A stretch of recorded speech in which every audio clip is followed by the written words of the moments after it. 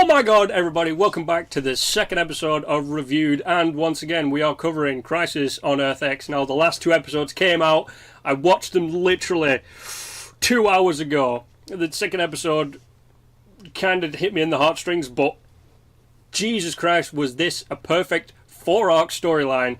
So let's get into the last two episodes. Now, remember how I said that I didn't know if Ollie was the Führer or not, the evil version of him? Turns out it was, so I was happy with that. But not happy at the same time because, you know, Nazis and stuff. Also, I learnt that SS Girl, as I'm calling her, is actually called Overgirl, which is pretty funny. I prefer SS Girl, but who knows? Overgirl might stick more. And the whole thing of why she needed a heart was covered. Which, to be honest, I think they could have got around so much easier. And in the actual episode, good Ollie, or good Arrow, shall I say, is like, you know, we've got some blokes down here at Star Labs, we might be able to fix your wife here. And he's like, no, we must destroy everybody. And I was like, it's not the right thing to do. I mean, being the hero and offering to help, that was the good thing. But, you know, I have solar radiation in me, and if I'm not careful, I'm going to blow up. Well, if I don't get a new heart, I'm going to blow up. That was a bit strange to me. That didn't really make sense, because I'm pretty sure Superman has been, like, bombarded with solar radiation a ton of times, and the only thing it's made him do is kick the shit out of Brainiac faster, or whoever he's fighting at the same time. So I don't know why Supergirl, Overgirl, blows up. But, I mean, there was a funny little scene, which I can't believe they threw this in there, but the evil version of the Wave Rider, which I found hilarious, is attacking the city, and Supergirl flies up to the ship, and the evil Nazi inside the ship's like, you know, Overgirl, or whatever she's called, we're like, we need to launch countermeasures because this person's here, and she's like, do it anyway, and he's like, we can't, she's right outside the window, and it's like, would you like to step outside, General? Which is a throwback to, like, the original Superman 2 movie with Zod in it, and I was like, oh my god, that was great. That made me giggle. A lot of throwbacks made me giggle, and then, like, Cisco flying the good version of the Wave Rider, saying, you know, talking every time he fires a torpedo and shit, and they've got to find a way to get the deflector shields down, and all, like, all the stuff that was just thrown in was absolutely funny. And, like, the bit where Overgirl explodes and, like, the Führer Arrow turns around, he's like, no! I was like, it's a bit Wrath of Khan, you know, and then he just turns around and is like, I'm going to kill you, and immediately dies, and I'm like, nope, he's going to kill you first. These two last episodes were great, but what I really hated is they killed Stein. Now, his contract, like the actor's contract, might have been up, or he just might have wanted to get out of it. Maybe they'll bring him back in the future. I was like, you know, Lazarus Pit or whatever. You know, there's tons of Lazarus Pits. There's not just the one, so, you know, throw him in a Lazarus Pit or whatever. But, like, killing him off was, I don't normally get emotional. I was really close to getting emotional because fucking Stein was just great. And without Stein, you know, no more Firestorm anymore. So how they're going to shoehorn Firestorm back in, I have no idea. They might keep him on the Wave Rider. You know, they might keep Jax. They might keep him on the Wave Rider as, like, the mechanic because he knows how to fix stuff. I don't know. They're really going to have some trouble working around that one, I think.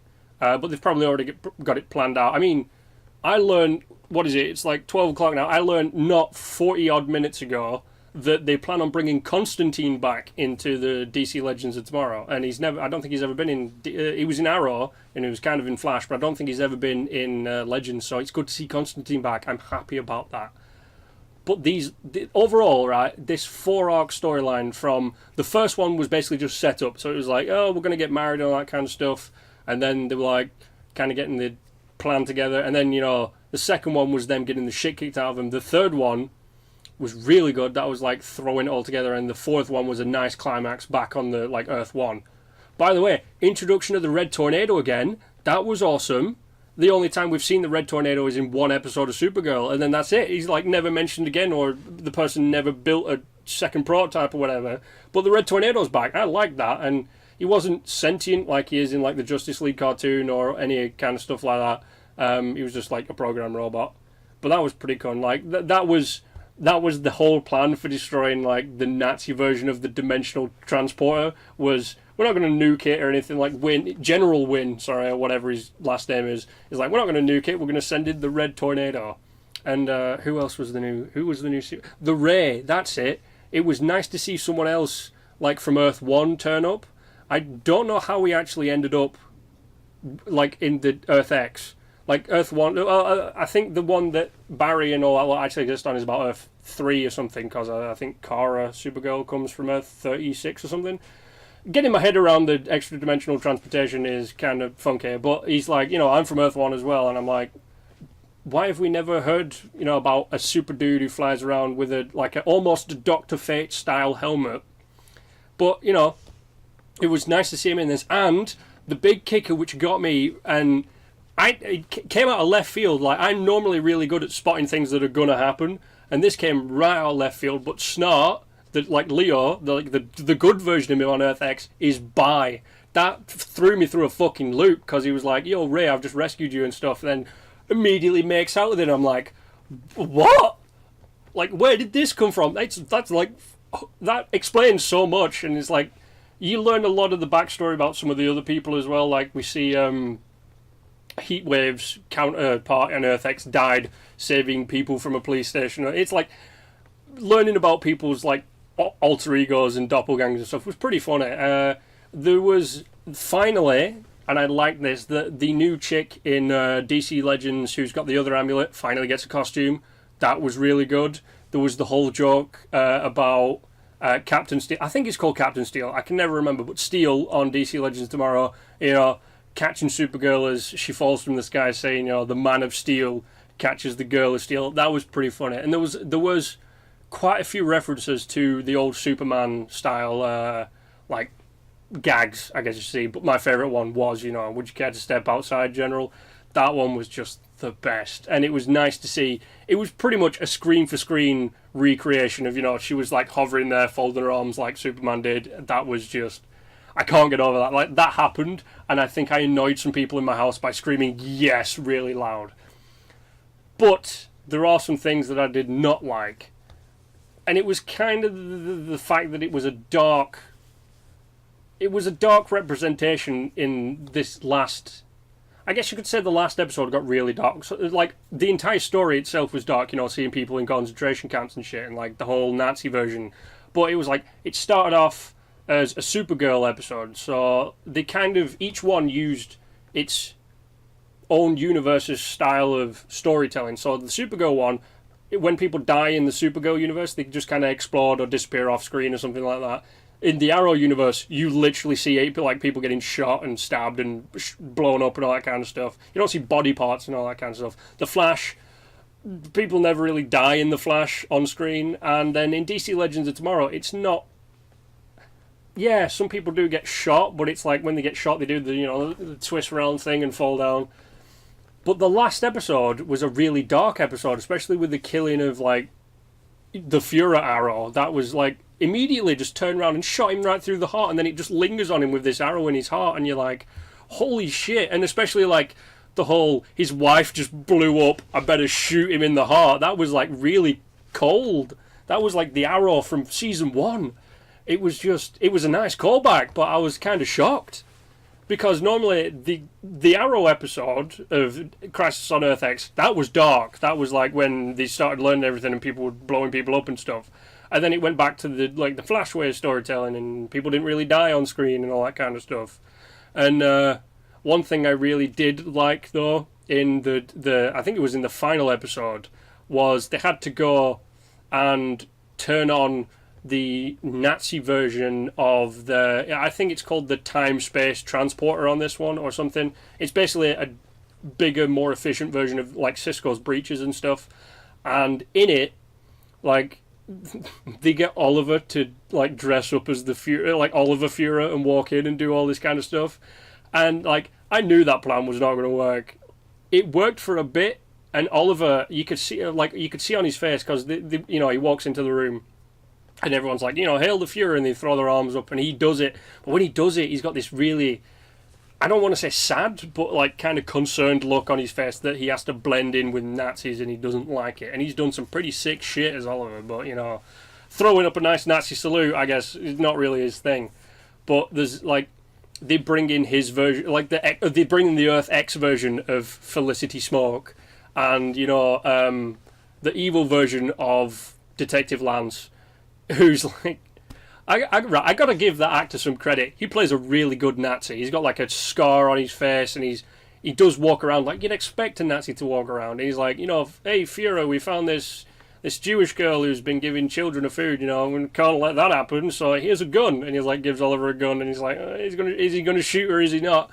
And he's like, he does the whole like fake out and turns to point it at the evil version of Lance, and he's like, you really think I'm that fucking stupid? I'd give you a loaded gun. I'm like, that's the kind of thing I expect in this situation. And then Oliver just grabs a gun and kills everyone in the room. So that's that, and then he gives it to Smoke, and she's confused as hell because he looks like the Führer, and yeah, but she runs off and whatever. But I do like also that the Resistance headquarters is in the Arrow base. So where the Arrow base is in Earth 1, under the campaign office, this one it's just like it's the same place, but it doesn't have all the green in it.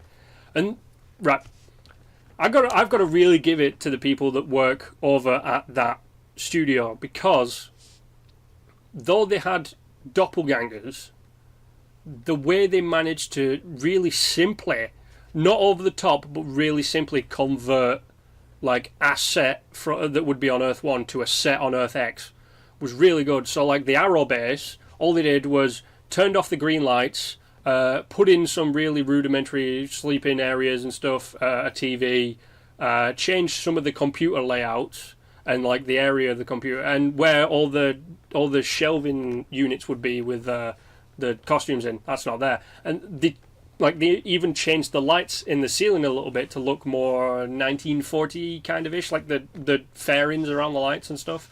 So that, really simple, probably took them like a day, and that was great. And then for the evil version of the Wave Rider, which I will get to something about that in a second, but from the evil version of the Wave Rider, all they did was change the voice of Gideon, and instead of making Gideon blue, she's now red, and change the colour scheme to red, and painted it a bit like darker grey and give it the Luftwaffe kind of symbol. That, really simple, and it was great. But if you think about it, right, we're going to get off the set now, and I just want to talk about the Wave Rider for a second. Think about it, right? Nazis took over that version of the Earth, so they won World War II. So unless there is a point in their history, like future history, where the Resistance wins and gets rid of the Nazi regime, the future versions of the Nazis become Time Lords, or whatever they're called, the Time Masters. So they become, so the Wave Rider was built by future Nazis and is somehow sent back in time. So does that mean there's a Nazi version of Rip Hunter and the rest of the time? You'd think about it, right? It got me really confused, because where did they get the Wave Rider that was the Nazi version of it? That's like the big thing. Well, not the big thing, but one of the big things that really hit me in this. But it was really, really, really nice to see everybody on screen. Mr. Terrific, even, I think the only person who wasn't there was Diggle until like right at the end when, spoiler alert, he marries both Felicity and Oliver and Barry and Iris. It was like, that was a good ending. I like that. Instead of a big wedding, it's Diggle just doing his, I almost called him Dongle then. Diggle doing his thing was absolutely great. And overall, all 4 episodes were perfect. Now, if they probably will in about 2 more seasons do another crossover episode. If they outdo Crisis on Earth X, I'm done. I'm literally done. I will just fly up into the sky, burst into a pure rainbow of like awesomeness and cure world hunger and all that kind of shit. Like, if they manage to make a really this is the crossover to beat, right?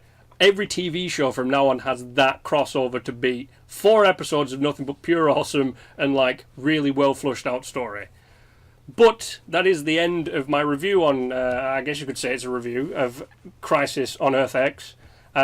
If you guys liked any of the stuff that I've said, put it in the comment section down below. If there's something I missed, and I know there will be something I missed, because right now I'm too giddy to formulate a proper conversation with you guys. But if there's something I missed, please let me know in the comment section down below. I want to know what you loved about this. If you watched this at all. If you didn't watch this, I hope you will now go and watch it because of the weird stuff that I've mentioned. Also, I would like to know your guys' favourite universe. Is it Flash, Arrow, or DC Legends of Tomorrow? Like, which is your favourite one? Or Supergirl? I'm not really a big fan of Supergirl, but, you know, let's throw Supergirl in there. But until then, thanks for coming along, and as always, I'll see you in the next one.